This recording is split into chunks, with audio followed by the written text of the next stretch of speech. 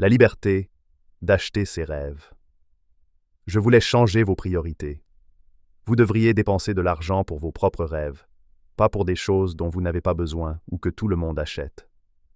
Nous surestimons les choses et passons trop de temps pour obtenir quelque chose, mais posséder ne procure pas les émotions que nous attendons. Nous avons des centaines de fausses croyances liées à l'achat et il n'est pas surprenant que nous manquions de bonheur. Il n'est tout simplement pas possible d'être heureux en ayant des croyances erronées.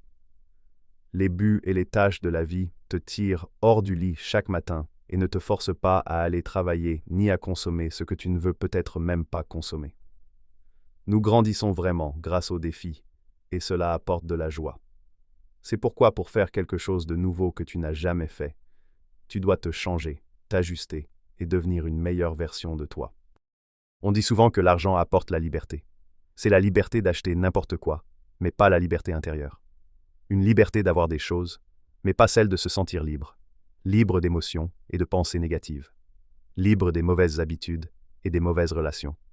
Libre de faire tout ce que vous voulez. Libre d'agir comme vous le voulez. Nous confondons souvent les libertés externes et les libertés internes. L'argent offre une liberté. Posséder, utiliser des objets et les ressources d'autrui, ce qui simplifie grandement votre vie. Les objets facilitent considérablement votre vie. Vous pouvez faire quelque chose plus facilement, gagnant ainsi du temps et de l'énergie. Vous êtes libéré des tâches difficiles, car vos objets les font pour vous. Par exemple, une machine à laver lave le linge pour vous, ce qui vous libère de la lessive. Mais nous mélangeons les libertés externes et internes, et naît ainsi une fausse croyance.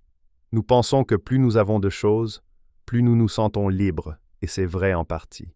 Vous serez libéré de beaucoup de tâches. Par exemple, vous avez une voiture neuve. Elle tombe moins souvent en panne, ce qui vous fait gagner du temps et de l'énergie. Vous êtes bien plus à l'aise, et vous n'avez plus d'inconfort. Vous avez un portable avec Internet sans fil. Vous avez la liberté de lire vos emails quand vous le voulez. Ce sentiment de liberté vient de l'extérieur, et cette liberté est liée à des choses. Dès que vous oublierez votre téléphone portable, vous perdrez la liberté de lire votre courriel quand vous voudrez. La liberté vient de l'intérieur. La liberté intérieure exige des efforts et de trouver des connaissances et de consacrer du temps à l'étude pour mieux te connaître. Si tu as peur des souris, ni les objets ni l'argent n'aideront à vaincre cette peur. Tu resteras sous le contrôle d'une peur. Il n'y a pas de liberté ici. Si vous fumez, même avec plus d'argent, cela ne vous donne pas vraiment la liberté de ne pas fumer. Si vous ne vous sentez pas libre de parler aux autres, même avec de l'argent, vous n'aurez pas cette liberté. Si vous avez des manies à changer, rien ne vous aidera vraiment. Il faut la volonté et la discipline. J'ai vu des gens acheter des équipements de sport en espérant qu'ils s'y mettront. Mais après quelques semaines, la plupart abandonnent.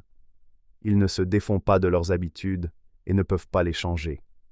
L'achat de matériel de sport donne la liberté d'entraîner quand on veut.